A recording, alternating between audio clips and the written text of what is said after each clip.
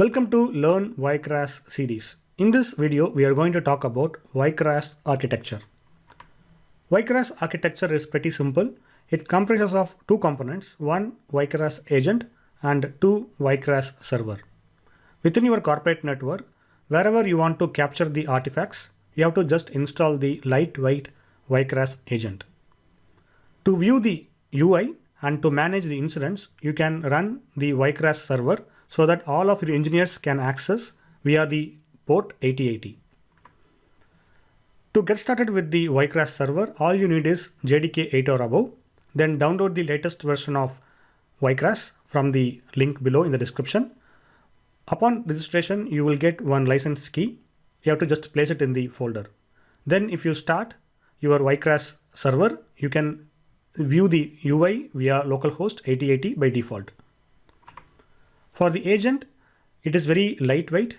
It is based on Golang program. You have to install the agent all of your production servers. Then you need to run the yc.exe in case of Windows operating system, and you have to pass the configuration.yaml where you have to mention the Java path, API key, and the yCrash server and the app name, and you have to pass the process ID where you want to capture the artifacts.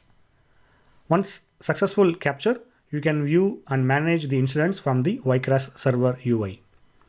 Now let us see a quick demo how you can do this, and let us analyze a simple incident.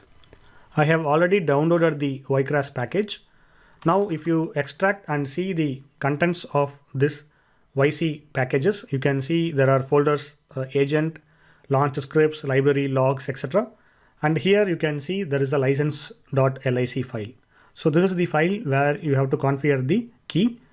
And now let us start the yCrash server. So you have to just launch yCrash server.bat in case of Windows, or ycserver.sh for the Linux operating systems. Now let us launch the yc server. Upon successful login, you can access the UI in the port 8080, but it is totally configurable. You can change it in the .bat file or .sh file.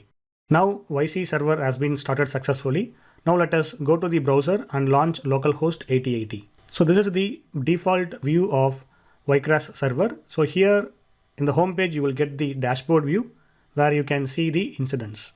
Now let us capture a simple incident using the yCrash agent, and let us see the details in the dashboard view. Now let us capture the artifact of a running Java application. To capture the artifacts, you need yc.exe. Just go to the agent folder here, and here you can find the yc.exe. In case of macOS or Linux, you can make use of yc here, and you have to generate the config.yaml. In the config.yaml, you have to pass the JDK path and the API key, yCrash server details, and the application name. Now let us launch the command prompt from here. So before you start capturing, you need the process ID. If you type jcmd and hit enter, it will give you the process ID of the running Java applications. As you see here, we are running the yCrash server at the port 8080. So this is the process ID. So we are going to make use of this process ID to capture the artifacts. Now let us launch yc.exe, and we have to pass the configuration file using the -c and config.yaml, and the process ID using -p, and the process ID is 26600, and hit enter. So this will capture all the 360-degree artifacts, and then it will share the details to the yCrash server.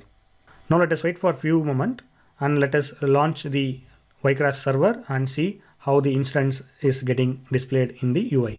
Now the yCrash agent successfully captured all the artifacts. Now let us go to the browser and hit refresh.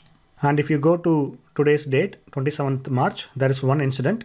And if you just click here, it will open the RCA report. From here, you can analyze and fix your problems. So this is how you can launch the yCrash server and yCrash agent to capture all the artifacts for your analysis. Thanks for watching. Have a good day.